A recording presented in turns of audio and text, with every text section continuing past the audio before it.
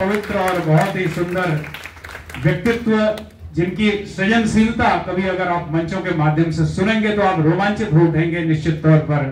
मैं चाहूंगा कि श्री मेहता जी यहां पर एक सुंदर सा उद्बोधन अपना रखने की कृपा करेंगे। धन्यवाद भट्ट जी।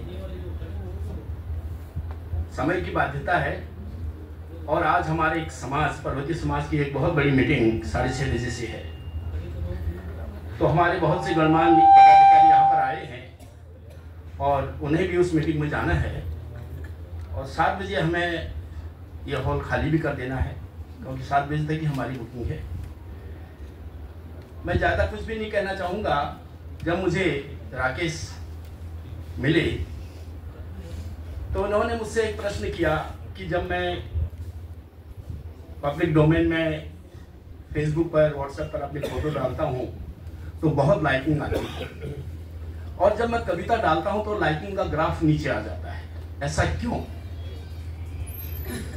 तो मैंने इनसे कहा कि भाई मैं तो अनजान हूँ, मैं इसके बारे में ज़्यादा आपको नहीं बता पाऊंगा। मैं सिर्फ इतना ही बता सकता हूँ कि फोटो देखने की चीज़ है, चित्र देखने की चीज़ है और कविता महसूस करने की चीज़ है। और देखने और महसूस करने में उतना ही अंतर है जितना आपकी लाइकिंग फोटो में और आपकी कविता में है। इस प्रश्न का उत्तर मेरे ख्याल से सम्मानित मंच देगा और मुझे ये उम्मीद है कि सम्मानित मंच उनके इस प्रश्न का सही उत्तर इस मंच से मिल पाएगा। जहाँ तक कविता संस्कार की बात है, कवि संस्कार की बात है, एक मुहफट, मस्त, थक्कड़, अस्पष्टवादी और सीधा, ये उसका स्वभाव कवि का होना चाहिए। ये राकेश जी का है और मैंने पाया। और कविता के लिए जो अनिवार्य तत्व हैं, संवेदनाओं के स्वर, जो इनकी पुस्तक अभी यहाँ विमोचित हुई है, संवेदनाओं का स्वर, कविता की जो अनिवार्यता है, जिन तत्वों की अनिवार्यता है वह है रूप, रंग, रस, गंध और स्पर्श। इन 5 तत्वों के बिना कविता बन ही नहीं सकती है और इन सारे तत्वों का समावेश इनकी इस कविताओं में है। इन्होंने अपने समय के समाज की विषय की वस्तु स्थिति को कविता की विषय वस्तु बना करके अपनी संवेदनाओं को स्वर दिए हैं और इनका यह स्वर पूरे समाज का प्रतिनिधित्व करता है, संवेदनाओं का प्रतिनिधित्व करता है। मैं इस पर ज्यादा नहीं बोलूंगा क्योंकि इतना गरिमामय मंच, श्रेष्ठ मंच है, मैं उसके सामने कोई ज्यादा बोलूं तो ये शिष्टता नहीं होगी। मैं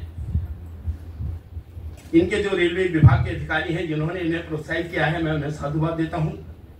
मैं इनके परिवार, खासकर श्रीमती राकेश को बहुत बहुत धन्यवाद देता हूं जिन्होंने उन्हें साहित्य लिखने का वातावरण दिया है। और मैं उन सभी लोगों को, रेलवे के जो अधिकारी हैं, कर्मचारी हैं और हमारे समाज के जो गणमान्य लोग यहाँ पर आए हैं, हमारे साहित्य मित्र डॉक्टर करुणा पांडे जी हैं, डॉक्टर सकलानी साहब हैं, बहुत से लोग आए हैं, मैं इन सभी का हार्दिक रूप से स्वागत करता हूं, अभिनंदन करता हूं। और अंत में मैं ये कहना चाहता हूं कि जिस कवि को इतना अच्छा साहित्य लिखने का वातावरण घर में मिला हो और इतना अच्छा प्रोत्साहन विभाग से मिला हो और इतना गरिमामय मंच का अवलंबन आज जो है यहाँ से प्राप्त हो रहा है, निश्चित रूप से वो भाग्यशाली हैं।